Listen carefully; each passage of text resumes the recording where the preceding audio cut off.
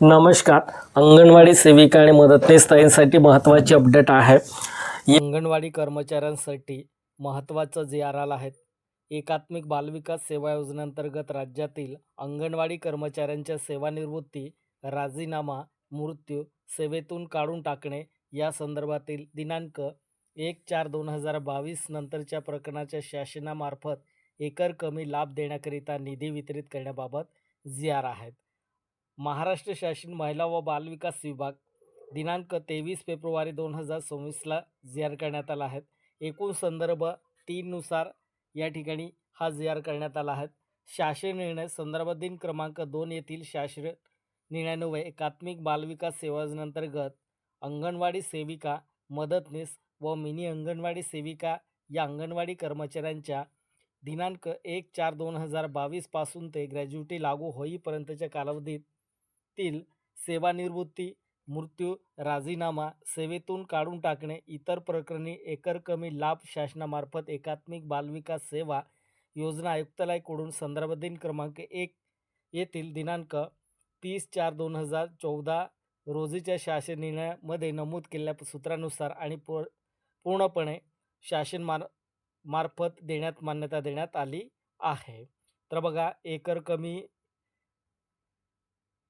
राजीनामा, मृत्यू, सेवेतून काढून टाकणे, सेवानिवृत्ती, त्यांना ग्रॅज्युटी म्हणजे ग्रॅज्युटीसुद्धा आता जोपर्यंत एकर कमी लागू होईल तोपर्यंत हे या ठिकाणी निधी वितरित करण्यात आले आहेत.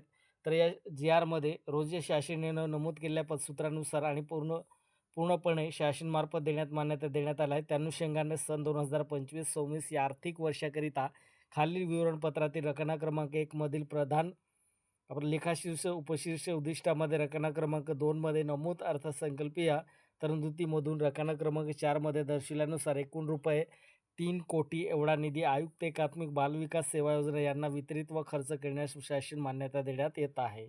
तर बघा, हे मान्यता देण्यात आलं आहे. आणि कोणकोणत्या या ठिकाणी मागणी: पोषण आहार, पोषण अन्न व पेय वितरण, विशेष आहार कार्यक्रम, एकात्मिक बालविकास सेवा, अंगणवाडी सेविका व मदतनीस व मिनी अंगणवाडी सेविका यांच्या दिनांक 1/4/2022 नंतरच्या एकर कमी लाभाच्या प्रकरणाची कारवाई.